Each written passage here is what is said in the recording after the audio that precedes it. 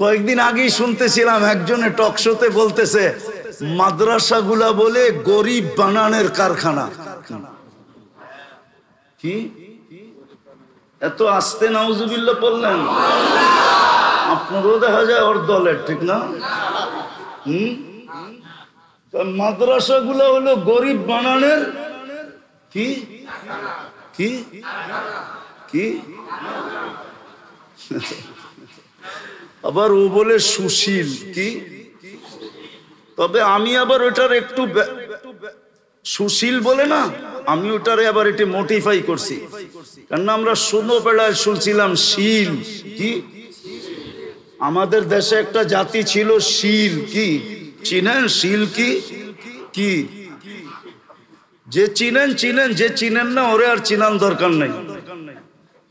তো সুশীল, এটা সুশীল না, এটা হলো সুশীল, শিক্ষিত শীল। মাদ্রাসায় বলে গরিব বানানোর কারখানা।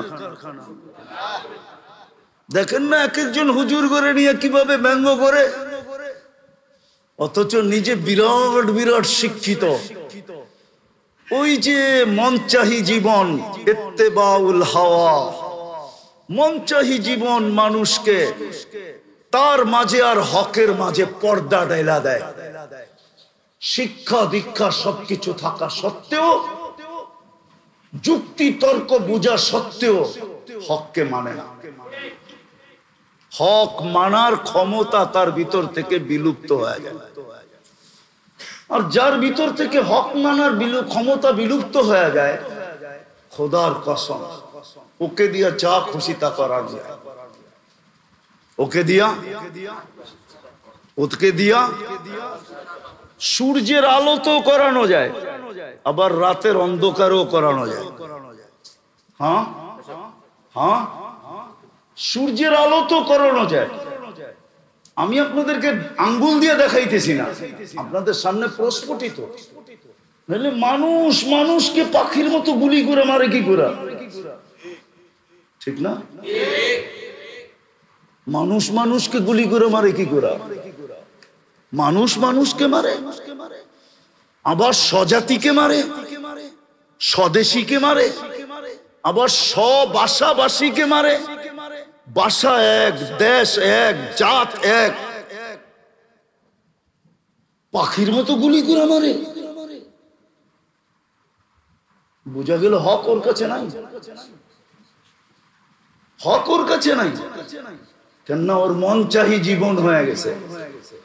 এই দুটা রোগের থেকে আমাদেরকে বাঁচা উচিত।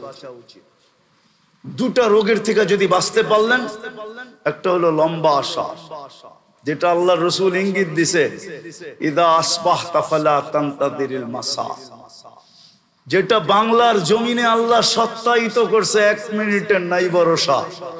যে লেখছে, সে গাইছে, স্টেজে তার উপরে সত্যায়িত হয়েছে।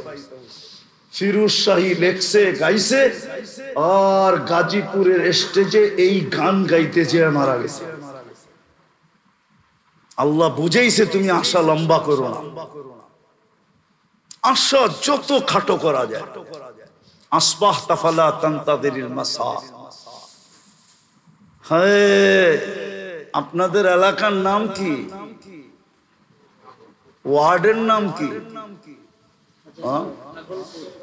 হাজারিবাগ, থানা হাজারিবাগ, ঠিক না? হাজারিবাগের মানুষ আজকে সূর্যটা বলতে বলতে ডুবছে। লান আউদ ফি হায়াতিকা আবাদা। হতে পারে কাল সকালে তোমরা আমাকে কেউ উঠতে দেখবে না। আল্লাহ পারে। জমিন প্রতি মুহূর্ত আল্লাহকে বলে, আলা কুল্লা ইয়াউমিন ওয়াল আরদু তাস্তাযিনু রাব্বা। জমিন প্রতি মুহূর্ত বলে, আল্লাহ অনুমতি দেন না।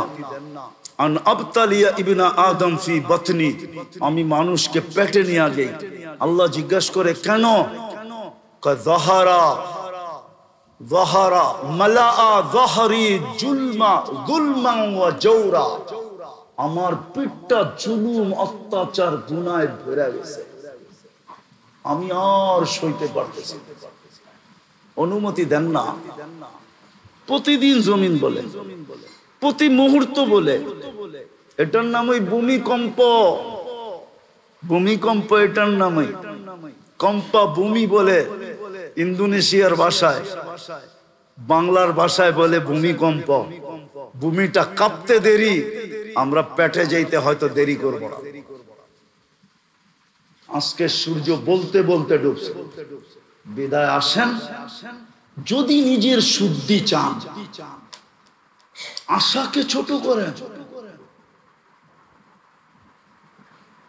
মন চাহি ছাড়েন, আল্লাহ চাহি ধরেন, রসুল চাহি ধরেন। আল্লাহ কি চায়, রসুল কি চায়, কোন মুহূর্ত আপনার কাছে কি চায় বলবেন। এটা শিখবো কোথায়? ওটার জন্য বাংলাদেশের মতো সহজ পরিবেশ দুনিয়ার কোনো দেশে নাই। আমার বয়ানে আছে, শুনতে পারবেন। এক মাসলার জন্য আমার কাছে 700 কিলোমিটার দূর থেকে আসছে। 2008 আমার সফর চলতেছিল এন্টার ইউরোপ। আমি জার্মানির ফ্রাঙ্কফুর্টে বসা ছিলাম। 700 কিলোমিটার দূর থেকে একজন নবমুসলিম আসছে একটা মাসলা জিজ্ঞাসা করতে। আমি শোনার পরে বলছিলাম, তোর পাও দুইটা দে, আমি একটা চুমা দিয়া নেই। কেননা হাদিসের আলোকে তোর পাও চুমা পাওয়ার যোগ্য। তুই যত জায়গা দিয়ে আসছ, সমস্ত জায়গার তরু লতা গাছপালা মাটির কণা পর্যন্ত তোর জন্য ইস্তেগফারের দোয়া, মাগফিরাতের দোয়া করছে। তুই দে আগে পাও দুইটা চুমা দে। মাসলাটা ছিল, আমি নবমুসলিম, আমার মা বাবা মুসলমান না। ইসলাম, আল্লাহ, রসুল, কোরআন, হাদিস আমার অমুসলিম মা বাবার সাথে কেমন ব্যবহার শিখায়, আমি কেমন ব্যবহার করব। কিন্তু আমি বাংলাদেশে বুড়া হয়ে গেলাম, আজ পর্যন্ত কোন যুবক আমাকে এসে জিজ্ঞাসা করে নাই যে আমার মা বাবার সাথে আমি কেমন ব্যবহার করব। আপনারা কোনোদিন জিজ্ঞেস করছেন?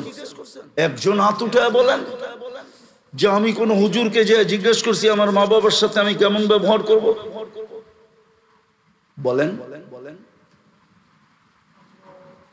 700 কিলোমিটার দূর থেকে আসছে নবমুসলিম। ওই কাহিনী আমার দিলে গাইথা গেছে, এই জন্য মাঝে মাঝে শুনাই। আমাদের দেশে এটা জানা অনেক সহজ। আল্লাহ কদমে কদমে হক্কানি আলেম দিয়া দিছেন। আলেম কামরাঙ্গীর চর দেখলে আমার হাসি লাগে কেন জানেন? বর্ষাকালে আমরা সেই কিল্লার মোড়ের থেকে নৌকায় বসতাম, আর নুরিয়া মাদ্রাসার পুরান বাথরুমের পিছে যায়া নামতাম। মাঝে মাঝে সাইজ সাহেব চলে গেছে মনে হয়, ওনাদের বাড়ির পিছন দিয়া, কুমিল্লা পাড়ার পিছন দিয়ে আমরা যেতে থাকতাম নৌকা দিয়া। এক নুরিয়া মাদ্রাসা ছিল। আজকে কামরাঙ্গীর চরে 500-র উপরে মাদ্রাসা, কয়েক ডর্জন হলো দাওরায়ে হাদিস মাদ্রাসা, পুরুষ মহিলা মিলায়া। বাংলাদেশের মতো সুযোগ আল্লাহ দুনিয়ার কোথাও দেন না। শিখার জন্য যদি শিখতে চায়, মন চাহি বাদ দিয়া যদি রব চাহি চায়, মন চাহি বাদ দিয়া যদি মুহাম্মদুর রাসূলুল্লাহর তরিকা শিখতে চায়, তাইলে কদমে কদমে ওলামা, কদমে কদমে মাদ্রাসা, কদমে কদমে আল্লাহওয়ালা।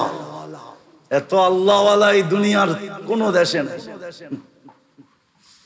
আমার সফরের জীবনের অভিজ্ঞতা আমি বলতেছি। আমি বেশিরভাগই তো রাত্রে নামি, আর প্লেনে ফার্স্ট ক্লাসে থাকলেও ঘুম হয় না। কেন হয় না জানি না, গাড়িতেও হয় না, প্লেনেও হয় না।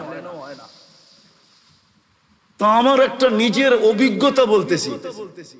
সারা দুনিয়া ঘুরা যখন প্লেনটা বাংলাদেশের সীমানায় ঢোকে, দেখা যায়, স্ক্রিনে দেখা যায়, প্লেনের ভিতরে যে লাগানো থাকে ওটা দিয়ে দেখা যায় এই সীমানায় কলিকাতার থেকে সীমানায় ঢুকলো, অথবা পূর্ব দিক থেকে হলে চিটাগাং কক্সবাজার দিয়ে এই বার্মা পাড়োয়া সীমানায় ঢুকলো।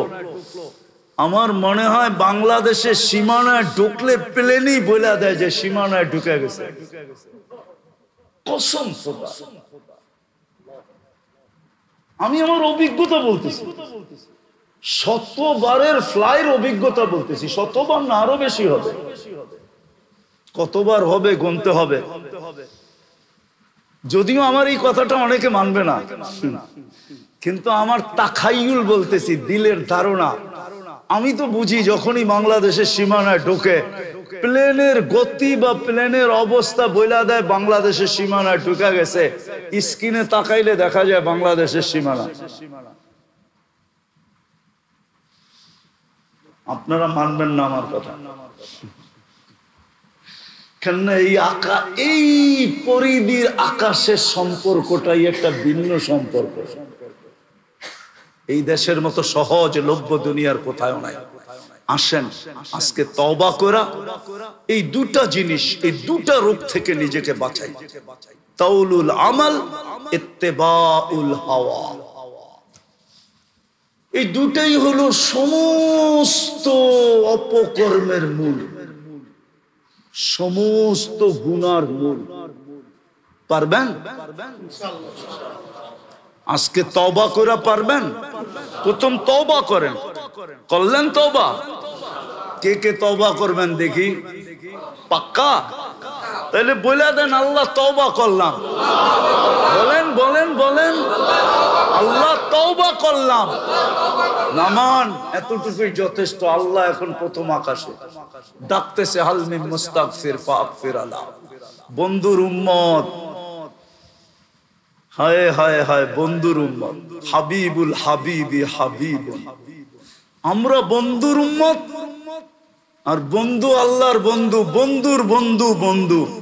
হাবিবুল হাবিবি হাবিবুল, বন্ধু আল্লাহর হাবিব।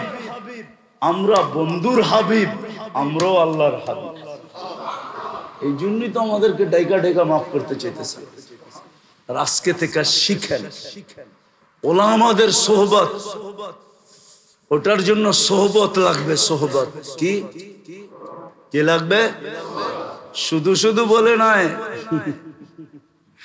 শফি রহমতুল্লাহ আলাই, শেষ করে দিতেছি। শফি রহমতুল্লাহ আলাই একদিন থানভী রহমতুল্লাহ আলাইকে বলতেছিলেন, কেননা আগে হাফিজ জুজুরও দেখতাম মসনবী শরীফের খুব শেয়ার পড়তেন। হাকিম আখতার সাহেব রহমতুল্লাহ আলাইও দেখতাম মসনবী শরীফের খুব শেয়ার পড়তেন। তো থানভী রহমতুল্লাহ আলাইও খুব পড়তেন। তো শফি সাহেব রহমতুল্লাহ আলাই বলতেছে, কয় শোয়ারারা, শায়েররা, মসনবী তো শের না, শায়েররা অতিরঞ্জিত বেশি করে। তো বসে থানভী রহমতুল্লাহ আলাই জিজ্ঞাসা করছে, কি অতিরঞ্জিত?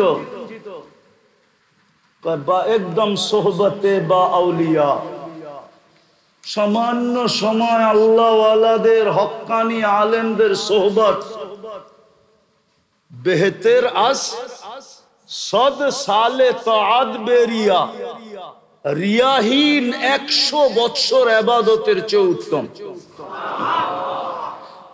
বলছে এটা কি অতিরঞ্জিত না? থানভী রহমতুল্লাহ আলাইহি বলে 100 না লেখছে, 1 লাখ লেখলেও তো অতিরঞ্জিত হবে না। কেননা হইতে পারে যেই মুহূর্ত আল্লাহ ওয়ালাদের হক্কানি আলেমদের সোহবতে ছিল, ওই সময়টা কবুলিয়াতের ছিল, আর ওই সময় সে আল্লাহর কাছে কবুল হয়ে গেছে। তাইলে তো সারা জীবনের জান্নাত ওই মুহূর্তে বনে গেছে। তো লক্ষ কোটি বছর বললেই অসুবিধা কি? তো শফি সাহেব রহমতুল্লাহ আলাইহি বলতেছিলেন, মুফতি আজম শফি রহমতুল্লাহ আলাইহি, আবার হাটহাজারি শফি সাহেব হুজুর মনে করেন না,